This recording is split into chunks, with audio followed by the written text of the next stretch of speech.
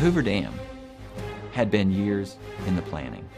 It had been the dream of hydraulic engineers to tame the floods of the Colorado River, to store the water in a way so that it could be doled out more rationally, and perhaps to build hydroelectric production facilities.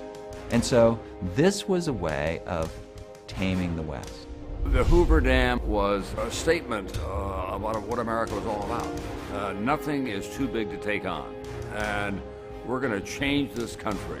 And for those workers to have built something as monumental as Hoover Dam was an astonishing feat of construction. When the private sector couldn't provide jobs for Americans, the public sector stepped in. So the Hoover Dam is this marvel of engineering, right? Because it brings the resources of the federal government to finish something during the Great Depression and to harness energy in the form of electricity. The government had to be the employer of last resort. And major infrastructure projects like the Hoover Dam seemed a natural fit.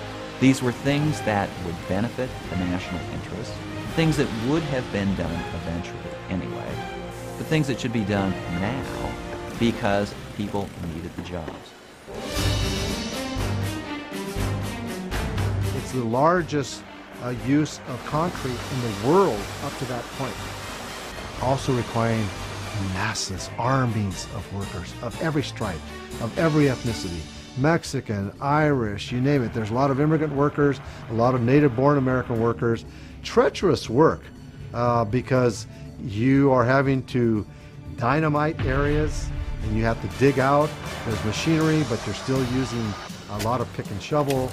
But it's a marvel of engineering, but I think it's also a marvel of using human labor to construct this huge edifice. They didn't know if concrete would set properly in such a massive structure. They had a good idea, they thought it would work. That didn't stop them. They didn't wait till they ran every possible study. They just started building. And I remember standing as a 10-year-old and looking down that enormous cascade of concrete sweeping down into the tail race of the Colorado River and thinking, my God, I can't imagine that they built this. I had a little keener sense of what people of that time had in mind for this country.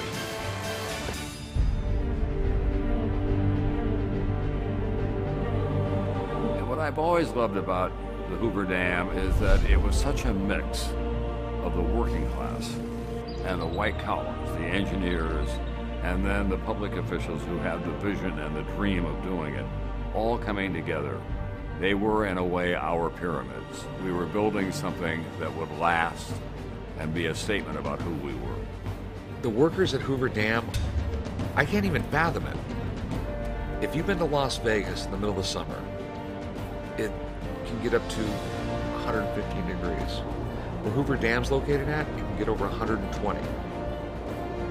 And these guys work there 12 hours a day with no air conditioning, nothing. Hanging 1,000, there was cliffs that were 1,000 feet tall and they were sitting on a board. I think it's one of the greatest testaments of mankind to be able to build something like that.